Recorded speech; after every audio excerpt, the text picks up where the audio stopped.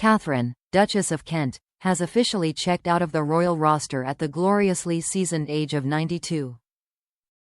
She passed away peacefully on the evening of September 4, 2025, leaving behind a legacy of classical music, religious rebellion, and a general attitude of, "I'm royal, but let's not make a fuss about it." While the world's tabloids may dress it up with somber obituaries and flower-covered photo galleries, let's not forget, this was a woman who famously said, "I'm not really into all that royal business." And then proved it by ghosting the monarchy like a true legend.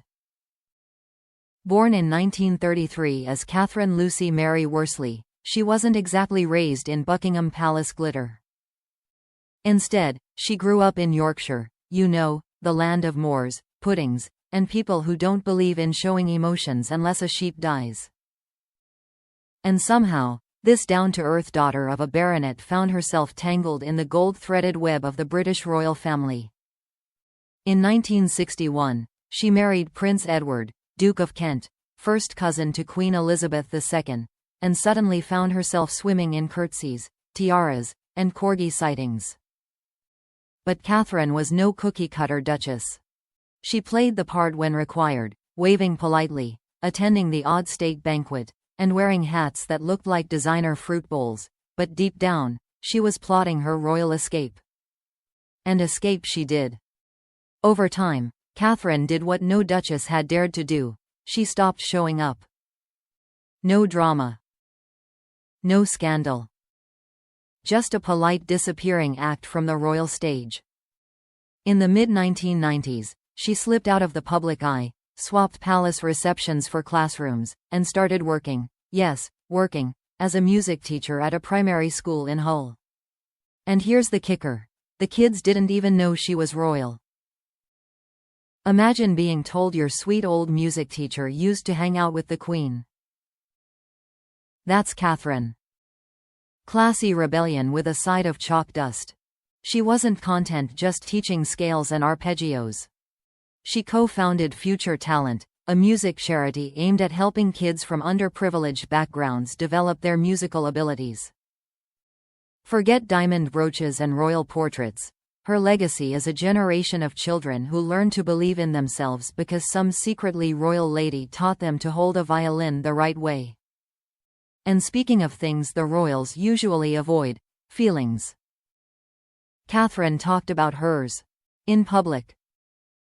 She spoke candidly about suffering from depression and the trauma of losing a stillborn son. In a family that tends to treat emotions like they're classified documents, Katharine broke the code. She was human. And she didn't mind showing it. Then came the twist that would make Henry VIII do a spit take. In 1994, Katharine converted to Roman Catholicism. Yes, that Catholicism. The one that caused centuries of royal tension and a few beheadings. She became the first senior royal to convert since 1701, casually rewriting history over a cup of communion wine. Naturally, this raised a few royal eyebrows. But true to form, she didn't hold a press conference or pen a memoir titled, "My Break from Buckingham." She just did it. Quietly. Faithfully. Unapologetically. Let's not forget her time at Wimbledon, where she handed out trophies and hugs with the same warmth. In 1993, after tennis player Jana Novotná lost the final and burst into tears, it was Katharine who stepped forward, embraced her, and whispered, "You'll win it one day." Spoiler: she did. So yes, this duchess could see the future, too. And while other royals stuck to scripted appearances and cautious smiles, Katharine chose moments like these to connect. Really connect. And then, in 2002, she dropped her royal title altogether. No more Her Royal Highness. She wanted to be called Mrs. Kent. Imagine giving up one of the most exclusive titles on the planet just because you didn't fancy the fuss. The audacity. But Katharine didn't care about pageantry. She cared about people. She once described royalty as not always comfortable, and instead of wallowing in privilege, she built something real. Relationships. Communities. Music. Legacy. She didn't just retire from royal life, she reinvented it. She redefined what it means to serve. Not by ribbon cutting, but by raising up young voices. By showing up where the headlines didn't. By making tea instead of making news. And now, at 92, she's exited stage left, but not without a final twist.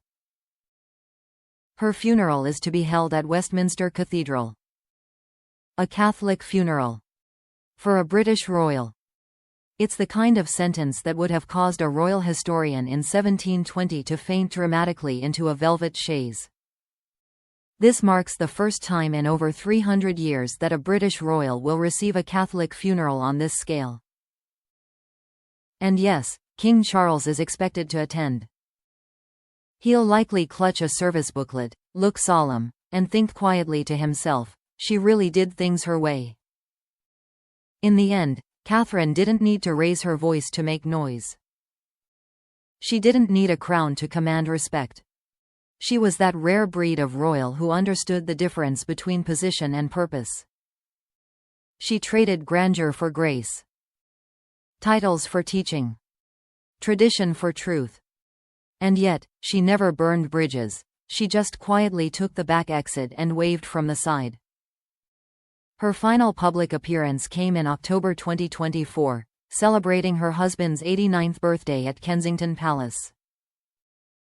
She was smiling, modest, and, as always, appropriately underdressed by royal standards. And then she vanished again. One final quiet goodbye. But now, as the news of her passing spreads, tributes are flooding in. Not the usual, "She was a pillar of duty" clichés. No. These are real stories. Students remembering their lessons. Charity workers praising her dedication. Wimbledon fans recalling that hug. This isn't mourning a royal. It's mourning a real person who happened to wear a crown once in a while. So let the other duchesses wave from balconies. Let the royal commentators debate dress codes and family trees. Katharine, Duchess of Kent, made her mark in staff rooms and school halls. She changed lives with music and moved people with kindness. She wasn't flashy. She wasn't loud. She was something better, authentic. And now, the curtain falls on her extraordinary life. She leaves behind a husband, 3 children, 10 grandchildren, and a nation that just realized it loved her far more than it ever said out loud.